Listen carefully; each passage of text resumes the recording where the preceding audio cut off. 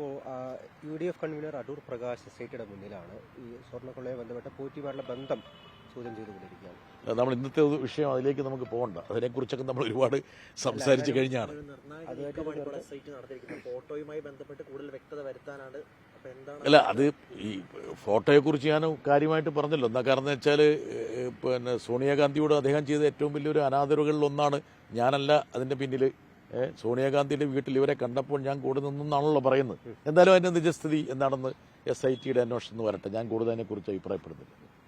Silver ലൈനുമായി ബന്ധപ്പെട്ട് അല്ലെങ്കിൽ ഹൈസ്പീഡുമായി ബന്ധപ്പെട്ട ഒരു ചോദ്യം ഇന്നലെ ചോദിച്ചപ്പോൾ ഈ അശ്വിനി വൈഷ്ണവ് കാര്യമായിട്ട് ഉരുണ്ട് കളിച്ചു. എന്താണ് ഒരു ഉറപ്പ് പറയാനായിട്ട് ഈ കേന്ദ്ര റെയിൽ മന്ത്രിക്ക് പറ്റാത്തത്? മാത്രമല്ല, ഈ ശബരി റെയിൽ പാത അങ്കമാലി പാതയുമായി ബന്ധപ്പെട്ട് കേന്ദ്രം സമ്മർദ്ദം ചെലുത്തിയതുകൊണ്ടോ അല്ലെങ്കിൽ കേന്ദ്രത്തിന്റെ പ്രേരണ കൊണ്ടാണ് സംസ്ഥാനം ഈ സ്ഥലം ഏറ്റെടുത്തതെന്ന് കൂടി ഇന്നലെ മന്ത്രി പറയുകയുണ്ട്.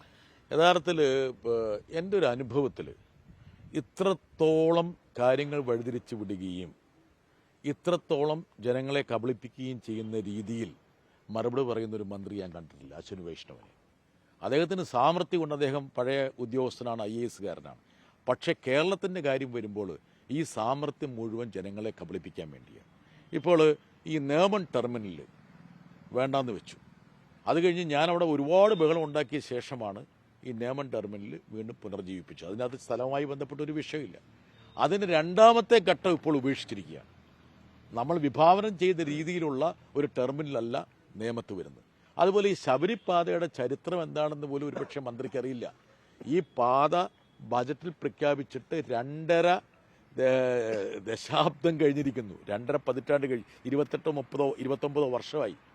അതിനുശേഷം 10 വർഷം കോൺഗ്രസ് ഇവിടെ ഭരിച്ചു, UPA ഭരിച്ചു. അതിനുശേഷം ആണ് ഇവർ 10 വർഷം 11 വർഷം ഭരിക്കുന്നത്. അന്നേരം ഒന്നും ഇതിന് ചെലവിലൊരു പങ്ക് കേരളം വഹിക്കേണ്ട പദ്ധതി ആയിരുന്നില്ല. യഥാർത്ഥത്തിൽ ഒരു 20 വർഷം കഴിഞ്ഞപ്പോഴാണ് നമ്മുടെ തലയിലേക്ക് ഈ ചെലവിൻ്റെ പകുതി കൊണ്ട് വെച്ചത്.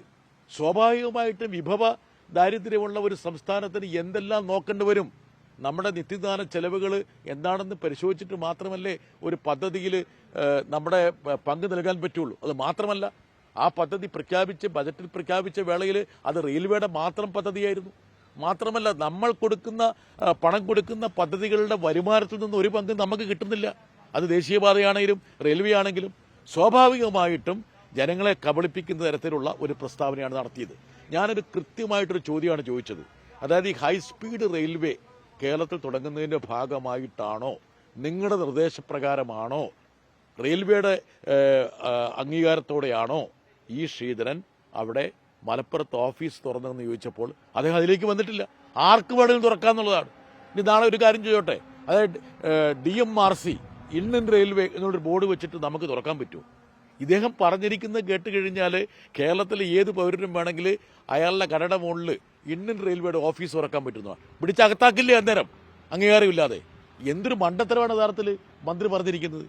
അപ്പം യഥാർത്ഥത്തിൽ അദ്ദേഹം ഒരു വിവരവും നൽകിയെന്നില്ല. മാത്രമല്ല, മലയാളിയുടെ സാമാന്യ ബോധത്തെ പരിഹസിക്കുക, കളിയാക്കുക എന്നുള്ളതാണ് അദ്ദേഹം ചെയ്തിരിക്കുന്നത്. ഒരു കാര്യം കൂടെ, അതായത് ഈ ശ്രീധരന്റെ പ്രവർത്തനങ്ങൾ സംസ്ഥാന സർക്കാരിന്റെ അറിവോടുകൂടിയാണെന്നാണ് ഡൽഹിയിലുള്ള കേരളത്തിന്റെ പ്രത്യേക പ്രതിനിധി KV തോമസ് ആദ്യം പറഞ്ഞത്. പക്ഷെ ഇപ്പോൾ അദ്ദേഹം അതിൽ നിന്ന് ഒഴിഞ്ഞു മാറുന്നു. ഈ ശ്രീധരൻ ഒരു ഹൈസ്പീഡ് റെയിൽവേയെക്കുറിച്ചും തൂണിലുള്ള ഒരു അതിവേഗ പാതയെക്കുറിച്ചും പറഞ്ഞപ്പോൾ കേരള ഗവൺമെന്റ് പറഞ്ഞു നല്ല കാര്യം, എന്നാൽ നിങ്ങൾ ശ്രമിക്കൂ എന്ന് പറഞ്ഞു. അദ്ദേഹം പറഞ്ഞു ഞാൻ റെയിൽവേയെ കൊണ്ട് സമ്മതിപ്പിച്ചിട്ടുണ്ട്, എല്ലാ കാര്യങ്ങളും പൂർത്തിയായി എന്ന് പറഞ്ഞു. എൻ്റെ അറിവ് ശരിയാണെങ്കിൽ കേരളത്തിലെ മുഖ്യമന്ത്രി വന്ന് റെയിൽവേ മന്ത്രിയെ കണ്ടപ്പോൾ ഇക്കാര്യം ചോദിച്ചു.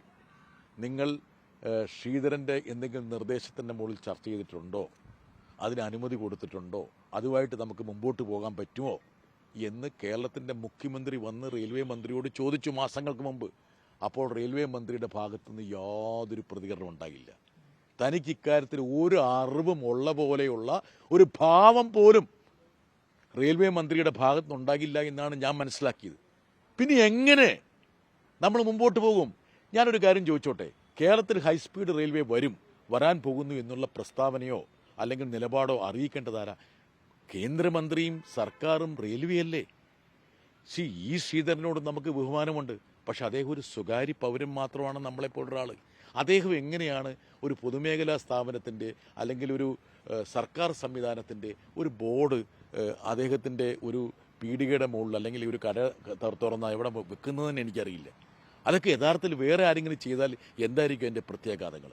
ഇനി അദ്ദേഹം നടത്തുന്ന പ്രസ്താവനകൾ എന്തുകൊണ്ട് കേന്ദ്രത്തിൻ്റെ ഭാഗത്തു നിന്ന് വന്നില്ല? ഇന്നലെ കൃത്യമായിട്ട് ഞങ്ങൾ ചോദിച്ചല്ലോ, നിങ്ങൾക്ക് എന്തെങ്കിലും പദ്ധതി ഉണ്ടോ ഹൈസ്പീഡ് റെയിൽവേക്ക് വേണ്ടി? 7 ഹൈസ്പീഡ് റെയിൽവേകൾ പ്രഖ്യാപിച്ചപ്പോൾ കേരളത്തിലെ അവഗണിച്ചതിനെക്കുറിച്ചുള്ള പ്രതിഷേധം വന്നപ്പോൾ നിങ്ങൾ പത്രസമ്മേളനത്തിൽ ചോദിച്ചിട്ട് പോലും കൃത്യമായിട്ടൊരു മറുപടി വന്നില്ലല്ലോ. അപ്പോൾ ഇതൊക്കെ യഥാർത്ഥത്തിൽ കേരളത്തെ കബളിപ്പിക്കാൻ വേണ്ടിയുള്ളതാണ്. ഈ തെരഞ്ഞെടുപ്പ് ആയതുകൊണ്ട് ഇതുപോലുള്ള കബളിപ്പീരൊക്കെ BJPക്ക് ഗുണകരമാവുമെന്നും കൂടി അദ്ദേഹം കരുതുന്നുണ്ട്. BJP അധികാരത്തിൽ വന്നാൽ ശബരിപാതയെ നന്നായി നടപ്പിലാക്കുന്നുള്ള ഒരു പ്രസ്താവന പോലും ഒരു കേന്ദ്രമന്ത്രിയുടെ ഭാഗത്തുനിന്ന് വരുന്നുണ്ട്.